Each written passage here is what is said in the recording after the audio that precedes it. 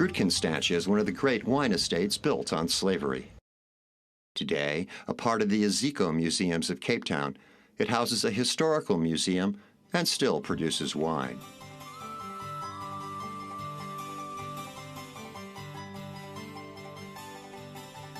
In 1685, Simon van der Stel, the VOC commander and governor of the Cape, founded the estate. He bought and sold slaves throughout the year to work its vineyards and wheat fields. As farming activities increased, so did the number of slaves, eventually numbering over 100. They worked in large groups, monitored by slave drivers, known as mandeurs. Bells were used to summon slaves to and from the fields. Slaves were rewarded for their labor with wine. This was the infamous DOP system. At Groot Constantia, slaves consumed approximately 560 liters of wine monthly. The DOP system led to alcoholism and to fetal alcohol syndrome, still prevalent today among many of the descendants of these slaves. In the Cape Colony, the slave trade was central to economic growth and allowed for great wealth to be created on the estates. The slave trade was also vital for economic growth in the towns, where slaves labored in workshops and in homes. Slaves in town were easily identified by their bare feet, as laws prohibited them from wearing shoes. Koopmans' De Wet House was a typical urban household in the heart of Cape Town in the 17th century. When you come through the back door, which there was a back door, that's where you sort of saw what was going on, and there were people cooking. There's a massive open hearth here. Usually the male slaves were the cooks. Slaves were responsible for numerous domestic chores, including serving guests and running errands in town. Daughter of the slave owners of Koopman De Wet House, Marie De Wet came into possession of the house after slavery ended under British rule in 1832. Marie Koopmans was born in the year that slavery stopped officially in the Cape, so she wouldn't have known slavery as such. Marie De Wet is honored today as a woman ahead of her time, fighting to protect both the physical heritage of Cape Town and its Malay and Boer cultures. She was really best known for her role in the war, in the Boer War, the Anglo-Boer War. The Boer Wars began in 1899. During that conflict, Boer and Native women and children were forced into concentration camps to prevent them from providing aid to the Boer soldiers. Living conditions within the concentration camps were unsanitary and the cause of both great suffering and disease. Marie De Wet provided clothing and supplies to the concentration camps. She became the person that people knew they could call on for help. In addition to her efforts during the Boer War, Marie De Wet worked to preserve the architecture of the Cape. Marie was one of the pioneers of trying to save buildings. For instance, she saved part of the castle when Cecil John Rhodes tried to break it down.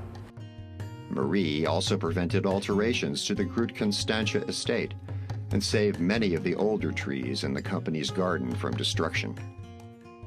There were Malay graveyards that she saved, that people tried to demolish. As slave owners could not legally keep or sell baptized slave children, they discouraged slaves from practicing Christianity and encouraged them to become Muslims. Many of the slaves converted to Islam. Today they are known as Cape Malays. Bo-Kaap, the Malay quarter of Cape Town, is home to many descendants of slaves. The beautiful, brightly colored homes reflect the pride that the Malay people have in their culture and slave heritage. This pride is demonstrated each January in the Cape Town Minstrel Carnival.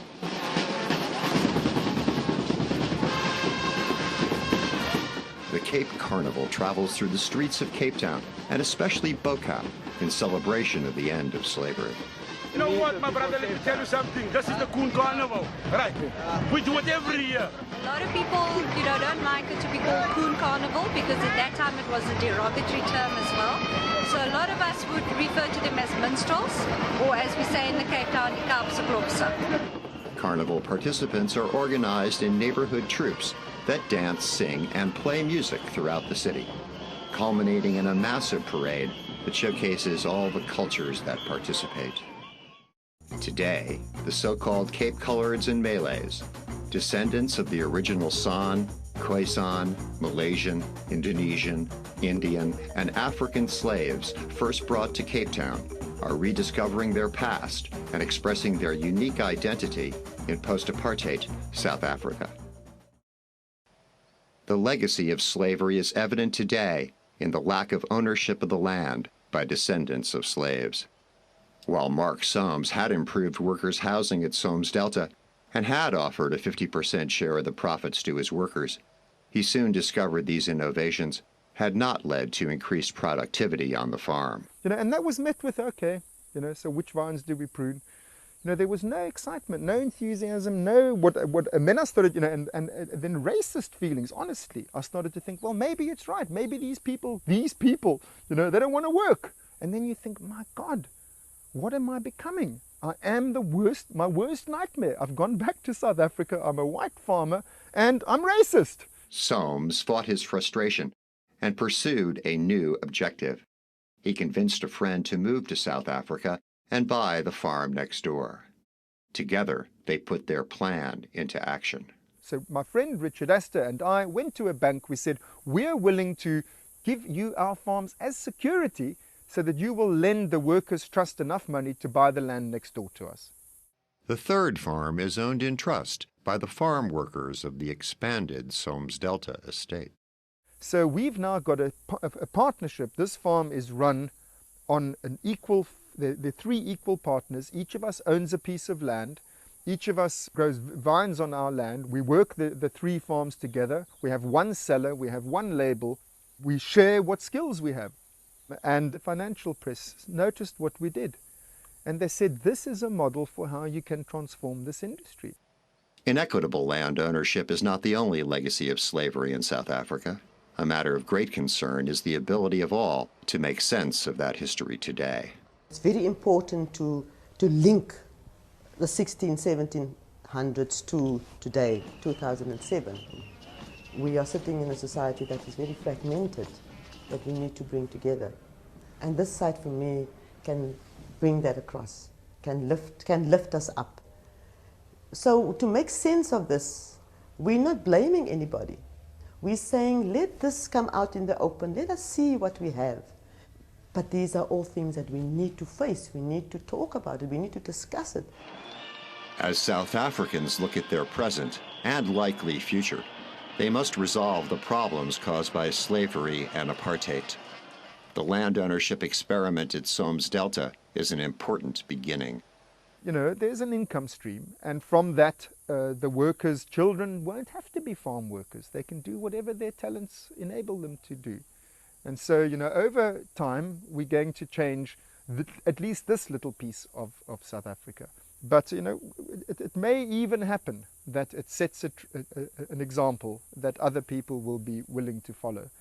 One thing I know is that unless we all try honestly to address the past of this country and change it, this place is doomed, and look how beautiful it is. So who wants that?